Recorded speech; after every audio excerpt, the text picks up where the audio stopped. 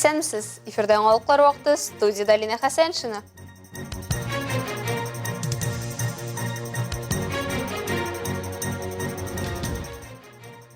Шәшу компаниясе озагына якынлаша.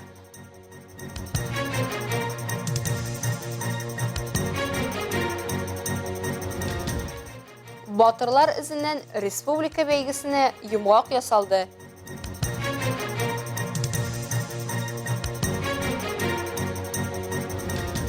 Ышаныч телефоны балаларның психологик халәтен һәм сәламәтлеген кайгырта. Әлмәтзәй арасында трассада төтен чыгу нәтиҗәсендә 10 автомобиль бәрелеше, юл транспорт һәлакәте Маврина белән Рус Акташы авыллары арасында була. Үлән яна, юлдагы транспорт төтен ашагына күренә, шуңа күрә бер-берсенә бәрелгәннәр дигән фикер белән видео интернет буенча йөри. Татпресса сайты хәбәр иткәнчә, 2 кеше тән җәрәхәтләре алган, 3 кеше госпитализациядән баш тарткан. Әлмәттә район һәм шәһәр советы депутатларының 28-нче уртак утырышы булды. Ул район башлыгы Тимур Нугуманов рәислегендә узды. Аның эшендә район һәм шәһәр советы депутатлары, мактаулы гражданнар, шәһәр прокуроры, хукук саклау органнары, совет һәм башкарма комитет җитәкчеләре, шәһәр активы, масса күләм мәгълүмат чаралары катнашты. Көн тәртибендә 7 проект, төп доклад, узган елның бюджет үтәлеше. Хисап белән финанс бюджет палатасы рәисе Зөлфия Шайдуллина чыгыш ясады. Шулай ук балигъ булмаганнар эшләре һәм аларның хукукларын яклау комиссиясе составының үзгәрүе, Әлмәт муниципаль районында бюджет процессы һәм башка күп мәсьәләләр каралды. Моннан тыш хәйрия эшчәнлеге өчен иң актив әлмәтлеләрне бүләкләү тантанасы узды. Һөнәри бәйрәм алдыннан калабызның масса күләм мәгълүмат чаралары вәкилләре дә лаеклы бүләкләрен тапты. Район советы һәм башкарма комитеты рәхмәт хатлары белән бүләкләнүчеләр арасында безнең хезмәттәшебез, яңалыклар вакыты хезмәте редакторы Рәдифә Нугманова да бар. Районда Шәшу компаниясе финиш сызыгына чыкты. Бүген бездә эш визиты белән республиканың авыл хуҗалыгы һәм азык-төлек идарәсе белгечләре булып китте. Аларның төп максаты райондагы Шәшу компаниясе белән танышу һәм азык әзерләү техникасының торышын бәяләү. Аңа кадәр безнең иҗат төркеме Шәшу алдынгылары белән күрешеп кайтырга өлгерде. Токарликов исемендәге акционерлык җәмгыяте эшен җитештерүгә йөз тота, шуңа күрә ул үз басуларында башлыча мөгезле эре терлеккә диеп азык үстерә. Бүген биредә бөртек өчен кукуруза чәчү бара. Кукурузны биредә силос өчен дә әзерлиләр. Хуҗалыкта мөгезле эре терлекнең саны 2300 баш тәшкил итә. Шуның 1000-е савым сыеры. Аларны ашату өчен азык запасының 2 еллык күләме булса да, еракка карап эшләргә йөз тоткан хуҗалык быел да тиешле хәстәрен күргән. В этом году запланировано у нас посеять 1200 гектар для силоса и для карнажа. Яровые мы закончили сев, неплохие всходы получили. Мы посеяли 2100 гектаров ячменя и где-то 1200-1300 гектаров пшеницы. Плюс к этому у нас озимый клин 2500 гектаров. Правда, из них 200 гектаров пришлось подсеять. Токарликов исемендә хуҗалыкның сөрү җирләре 15000 гектар тәшкил итә. Быел узган елдагыча игенчеләр аны бөртекле һәм азык культуралары белән чәчеп бетергән диярлек. В этом году запланировали 500 гектаров гречи посеять. Первый срок мы посеяли 111 гектаров. Пока всходы хорошие, под мороз не попали. К сожалению, мороз побил ячмень, но ячмень восстанавливается. Также задел озимую пшеницу и многолетние травы люцерну. Хуҗалык директоры Алексей Грушин сүзләренчә, тулайым алганда чәчү компаниясе вакытында уздырылган. Чәчүлек мәйданнарына тиешле минерал ашламалар кертелгән, аларны тәрбияләү бүген дә дәвам итә. Рәдифә Нугманова, Вадим Тарасов, яңалыклар вакыты, Луч, Әлмәт телекомпаниясе. Әлмәтлеләрне яшелчә белән тәэмин итү юнәлешендә дә эш дәвам итә. Бу мөмкинлек районыбызда шул исәптән төрле республика программалары бәрабәренә дә мөмкин булды. Деревня авыл хуҗалыгы кооперативындагы вәзгыятьне Рәдифә Нугманова белә. Яшелчә кластеры быел да үзенең алдында зур максатлар куеп эшли. Хәзерге вакытта биредә кәбестәне басуларда утырту бара. Заманга яраклаштырылган авыл хуҗалыгы кластерында кулланыла торган техника да заманча. Теплицада үстерелгән кәбестә үсентеләрен махсус техника ярдәмендә утырталар. Аны куллану эш вакытын кыскартып кына калмый, кеше ясарга мөмкин булган хаталардан арындыра. Үсентеләрдә төзүрәткә тиешле ара белә салына. Кәбестә күп төрле салатлар, кишер, чөгендер, яшелчә үзәне кооперативына берләшкән Әлмәт районы фермерларын бу төр культураларны үстереп, үз халкын үзе кирәкле азык-төлек белән тәэмин итү 6 ел элек башланды. Бүген бу юнәлешне үстерү ил җитәкчелеге каршында торган мөһим мәсьәләләрнең берсе. Аны тормышка ашыру юлында яшелчә кластерында 17 фермер берләшеп эшли. Аның өчен сугару системалары да, теплицаларда булдырылган биредә. Основные работы на теплицах у нас начались в апреле. То есть теплицу уже мы первый посев сделали 4 апреля. На сегодняшний день у нас высажено рассады 8 теплиц по 1500 растений, где-то по 1700 растений. Сегодня мы вышли первый день в поле. Там сейчас производится высадка капусты белокочанной. И дальше у нас будет по конвейеру, каждую неделю у нас по 2 гектара где-то будет высаживаться.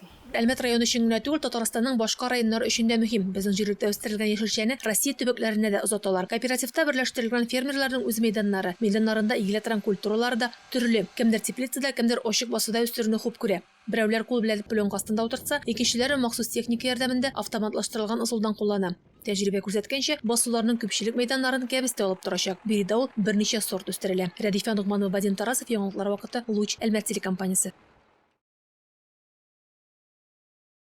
Башка темаларга Әлмәттә батырлар изеннән республика күләм бәйгесе үткәрелде. Аңа 2021 елда нигез салына. 200-дән артык укучы һәм укытучылар катнашкан бәйгенең бүләкләү тантанасы Әлмәт шәһәренең 1-нче лицей-интернаты диварларында узды. Энҗе Хәсәншина дәвам итә.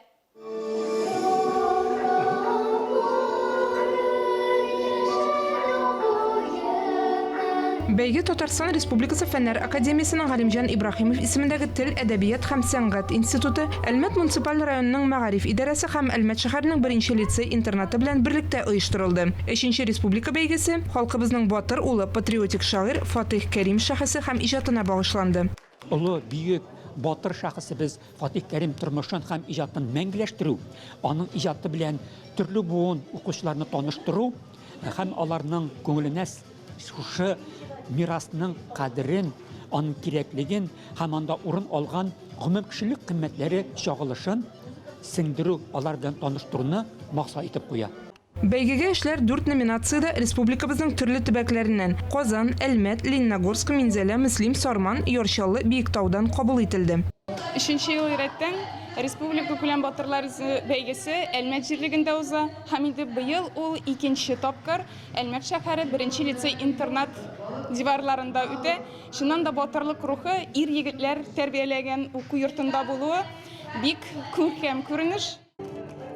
Бәйгене оештырырга Ренат Нугайбеков матди ярдәм күрсәтте. Шуның бәрабәренә бәйгедә җиңүчеләр һәм призерлар диплом һәм кыйммәтле бүләкләргә ия булдылар. Энҗе Хәсәншина, Рафаэль Сафин, Яңалыклар вакыты, Луч, Әлмәт телекомпаниясе. Азнакайда педагогик гаиләләрне хөрмәтләү чарасы узды. Әлеге тантана укытучы һәм остаз елгысаларында оештырылды. Анда район башлыгы Марсель Шайдуллин, район башкарма комитеты җитәкчесенең социаль мәсьәләләр буенча урынбасары Дамир Гыйләҗев, Мәгариф идарәсе начальнигы Зөлфия Гыйләҗева, мәктәп директорлары, укытучылар катнашты. Эльмира Шәрифуллина дәвам итә. Иң авыр һәм мактаулы һөнәрләрнең берсе ул укытучы һөнәре. Әлеге һөнәрне үзләштергән 17 гаиләне бүгенге чарада хөрмәтлиләр һәм бүләклиләр.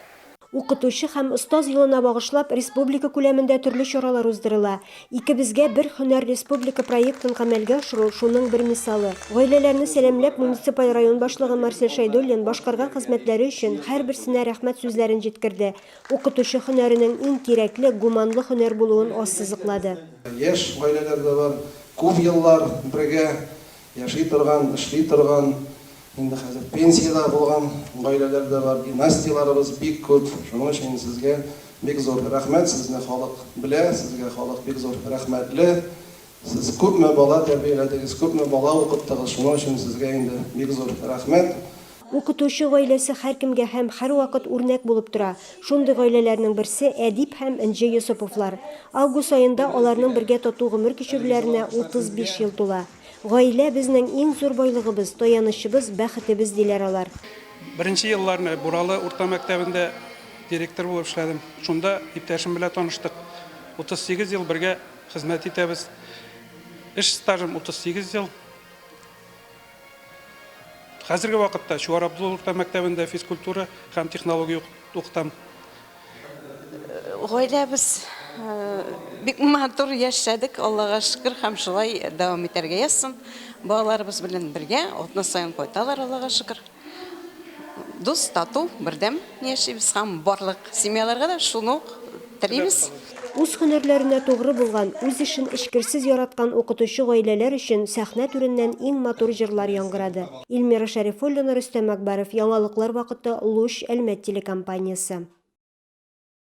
17 майда Россиядә халыкара балалар ышаныч телефоны көне билгеләп үтелде. Бу бәйрәм авыр тормыш хәлендә калган балаларның проблемаларына игътибарны җәлеп итәргә һәм аларга ярдәм алу һәм ишетү никадәр мөһим икәнен ассызыклауны максат итә.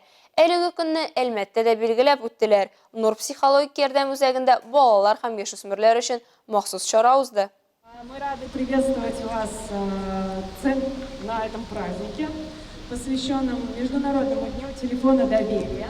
Ышаныч телефоннары ярдәмендә балалар психологик ярдәм ала, уңайлы һәм куркынычсыз шартларда үз проблемалары турында ачыктан-ачык сөйләшә. Анда телефон әлбәттә илебездә дә булдырылган. Быел авыр тормыш хәлендә булган балаларга ярдәм фонды тарафыннан кертелгән 8-800-2022 бердәм Гомум Россия номер астында балалар ышаныч телефоны эшли башлауга 13 ел тулды. Хәзерге вакытта аңа илебезнең 85 субъектында 220-дән артык оешма тоташтырылган. Моның ярдәмендә балалар, яшүсмерләр, аларның әти-әниләре һәм якыннары бөтен ил буенча ашыгыч психологик ярдәм ала ала. Узган елда Нур яшьләргә психологик ярдәм үзәгендә генә дә әлеге ышаныч телефонына 2500-дән артык шалтырату килгән. Следующий миф — это или нет? Такое убеждение есть. Разговорами проблему не решишь, один звонок в жизни ничего не изменит. Нур каршындагы мәйданчыкта исә яшь әлмәтлеләр ышаныч телефонын популярлаштыру максатыннан оештырылган квестта катнашты. Психология үзәге белгечләре психологларның һәм телефонның эш принциплары турында сөйләде. Ул аноним һәм бушлай. Для детей, подростков, родителей это настоящая палочка-выручалочка, потому что они получают помощь бесплатно, анонимно, своевременно, то есть не нужно тратить время на дорогу, можно просто позвонить и получить ту самую помощь, которая сейчас требуется, найти ответы на свои вопросы. Это очень удобно, поэтому мы всем рекомендуем пользоваться этим телефоном, записать его в свою записную книжку. Квест барышында һәр команда ышаныч телефоны, җырлар, үз билгеләрен булдыру турында шигырьләр яза белү белән баллар алды. Моннан тыш ышаныч телефонына багышланган рәсемнәр бәйгесе дә узды. Ул җиңүчеләрне ачыклады. Квестның һәр катнашучысы тавыш бирә алды. Бу көнне һәркем үз бүләген алмый калмады. Радифия Нугманова, Диана Юдина, Рафаэль Сафин, Яңалыклар вакыты, Луч, Әлмәт телекомпаниясе. Легкие крылья, җиңел канатлар урам театры калабыз халкы һәм кунакларына чираттагы яңа спектаклен тәкъдим итте. Аның премьерасы Каракүз скверында узды. Албасты төрле яшьтәге тамашачыны берләштерә торган интерактив спектакль променады. Төрки халыклар фольклорында яшәп килә торган мифик геройлар безнең заманга килеп үз дөньялары белән таныштыра. Спектакльнең куючы рәссамы Матушка Медоуз тәхәллүсе астында билгеле булган Анна Шишкина. Премьерада булган тамашачылар әлеге тамашаны яратып кабул итте. Спорт яңалыкларына. Әлмәт кикбоксерлары Кемеровда узган Россия беренчелегендә катнашты. Егетләр уңышлы чыгыш ясады һәм калабызга бүләкләр алып кайтты. Илебезнең кикбоксинг буенча төп ярышларында Никита Фадеев мактаулы 3нче урынны яулады. Ә Глеб Ежов шулай ук лаулик дисциплинасында җиңүче булды һәм илебезнең җыелма командасы составына керде. Кырым Республикасының Алушты шәһәрендә узган Россия беренчелегендә исә 15-17 яшьлек егет-кызлар Билбауда көрәштә үз осталыкларын күрсәтте. Әлмәт спортчылары Осман Махмич, Булат Масков бронза яулады, ә Анжела Закирова ил күләмендә 2нче булды. Самарада бокс буенча Идел буе федераль округы беренчелеге узды. Турнирда 200-дән артык спортчы Идел буеның 14 регионыдан яклап чыгыш ясады. Татарстан командасы беренчелекне яулады һәм 2 бронза, 1 көмеш һәм 3 алтын медаль алып кайтты. Әлмәт данын яклаган Шамил Газимагомедов Россия беренчелегендә катнашуга юллама ала. Ярчаллыда 14 яшькәчә егетләр һәм кызлар арасында Идел буе федераль округы беренчелеге узды. 360 спортчы келәмдә ирекле көрәштәге осталыкларын күрсәтте. Әлмәтле Эльмира Никитина һәм Агдалина Сагдеева бронза медальләр алып кайтты. Иртәгә калабыз на работу на велосипеде Бүтән Россия акциясына кушылачак. Шәһәрдә 8 энергия ноктасы оештырылачак. Аларда велосипедта эшкә яки укуга баручы шәһәребез халкы акция партнеры булган Лента гипермаркетыннан кечкенә генә бүләкләрне ала алачак. Әлмәттә Идел буе Шаяннар һәм Тапкырлар клубы үзәк лигасының 4-1 финалы узды. Ике кичрәттән бөтен Россиядан килгән 10 команда Нефтче мәдәният йортына килгән тамашачыларның кәефен күтәрде. Беренче көн нәтиҗәләре буенча киләсе этапка 3 команда Уфа егетләре, Метод Сальве һәм Ультиматум командалары узган иде. Икенче көн нәтиҗәләре буенча аларга тагын Пермь җыелма командасы, Стәрлетамактан Филпром һәм Оренбургтан Хэтуэй командалары өстәлде. Жюри сүзләренчә, командалар тагын өстәлергә мөмкин. Алар турында без уенның киләсе этабында беләчәкбез. Әлегә шулар, мин Лина Хәсәншина һәм монтаж операторы Динара Гайнутдинова сезнең белән сау булашабыз. Исәнмин булыгыз.